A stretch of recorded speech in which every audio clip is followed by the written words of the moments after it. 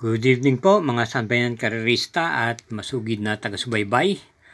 Balik eri na lang po tayo upang magbigay ng ating giya ngayong gabing to para sa kinabukasan April 30, 2025, Miyerkules na Pangarera. Ito po yung magsisimula po ng alas 5 ng hapon at meron pong 7 pangarerang naka-line up po. At makapal-kapal din naman po ang pagkakadinya ng mga magsisitakbo. Hari naman itong nakaraan linggo po ay nakinabang po kayo at nasundan nyo po yung ating mga giya at nakuha nyo po yung dihado natin tip na pampremera, yung Lord Bentley. At yung second set ng winner take all, naway nasundan nyo po at kompleto po yung tip natin na nagsipanalo po lahat yung giya natin doon, second set. Nagbigay po ng 7,000 mahigit. At gayon din po yung second set ng Pick 5 na 2,000 mahigit din po. At yung first set ng Pick 6 na nagbigay na naman ng 1,000 plus. At yun nga, sabi ko, yung Lord Bentley na pampremera natin dihado, na pakinabangan nyo po sa DD plus 1, double, forecast, exa double, o kung ano man exotic event. At sana po ay upo kayong magsawa, sumuporta sa ating YouTube channel Makelos TV. Ano, sa punto po ito, magsisimula na po tayo. Halina po.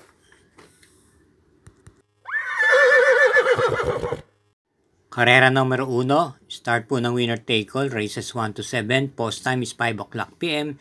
Isang 3-year-old and above maiden race for placers, may distansyang 1,400 meters, meron po tayong 9 entries dito. Ating pong pampremera, yung kalok numero 6, Most Wonderful na isa rin pong imported horse. Rendahan po ni PM Cabalejo. Maganda na po ang kinikilos nito. Nung nakaraan po ay dumating po ito ng segunda pwesto sa kanyang huling takbo. Isang derimati pong kabayong ito. At ang ating panigudan naman dito, yung numero 3, New Win, na isa rin pong imported horse at metaglay pong tuling to.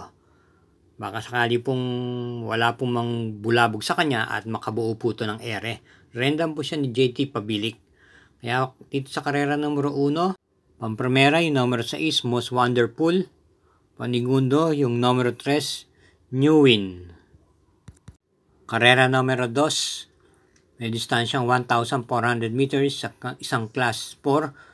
Split group 16 to 21. Start po ng pick 6, races 2 to 7. At meron tayong 9 entries. Ating pong first choice dito yung number 4, Service Deluxe.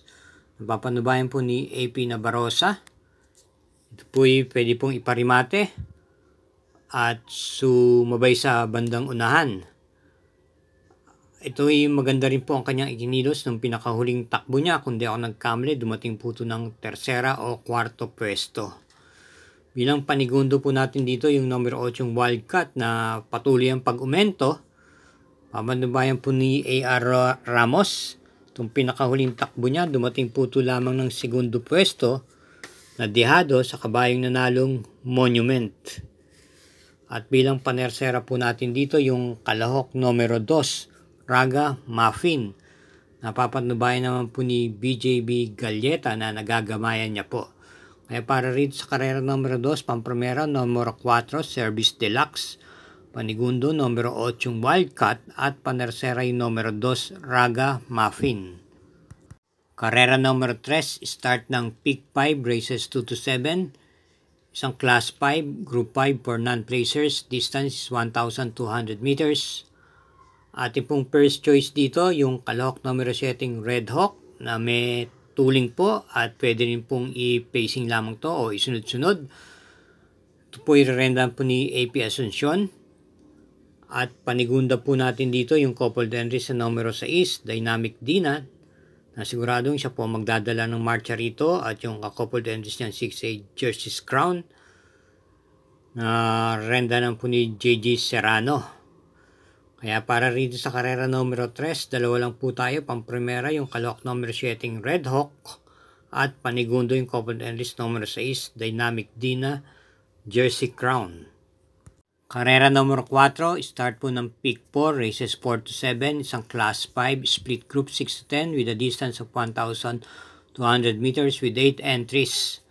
Ang pili po natin dito yung numero 8 Essential Lady na malamang madihado pa po rito.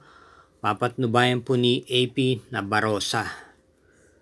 Ito po yung mababa na rin sa laban to dahil kung babalikan po natin yung makalipas na takbo nito lalo na last year, mabigat po ang nakakalaban na to at dumadating na po ito ng tersera pwesto. May taglay naman pong tuling to at pwede rin naman pong iparimate. Itong nakaraan April 20, kung papansin ninyo, tumakbo po ito. At dumating lamang po ng pang-anim na pwesto kay H.E. Holy. Pansinin niyo po, hindi po nagbago ang kanyang pwesto nung half mile at 1/4 mile. Nanatili po siya sa pang-anim na pwesto at hindi po ginalaw. Sumapit nga po pang-anim. Mukhang nakikiramdam ng po sa laban na to. At sa tingin ko, parehas din naman na grupo ang kanyang tatakbuhin ngayon. Kung isasalikwat po to, malaki po ang tsansa nito. At bilang panigundo po natin dito, yung kalahok numero 3, Success of Times. Na maganda na rin po ang kanyang ikinikilos. Dati po, ito yung lehitimong banderihista pero napansin ko po na tuturuan na rin pong isunod to at papatnumayan naman po ni J.Q. Cabarrios. Kaya para rito sa karera numero 4, pampremera yung kalahok numero 8, Essential Lady. Panigundo yung numero 3, Success of Times. Akin lang po muling pinapaalala para po sa updated mga giya. Huwag po tayo makakalimot na mag-subscribe, pakishare na rin po at hit po natin yung like button. Salamat po. Karera numero 5. Ito po isang class 5, split group 6 to 10. At may distansyang 1,400 meters. Meron po tayong 9 entries. Ating pong first choice dito yung kalahok numero 9, Rule the World. Napapatnubayan po ni PM Cabalejo. At napipisil naman po natin panigunda yung kagagaling sa panalong numero 8 Imperial Queen. Prendahan naman po ni MB Pilapil. At panersera po natin yung numero 1 Dramating Gable na si JMS Torque naman po ang magdadala. Kaya sa ulitin, pampremera po natin sa karera numero 5, numero 9, Rule the World.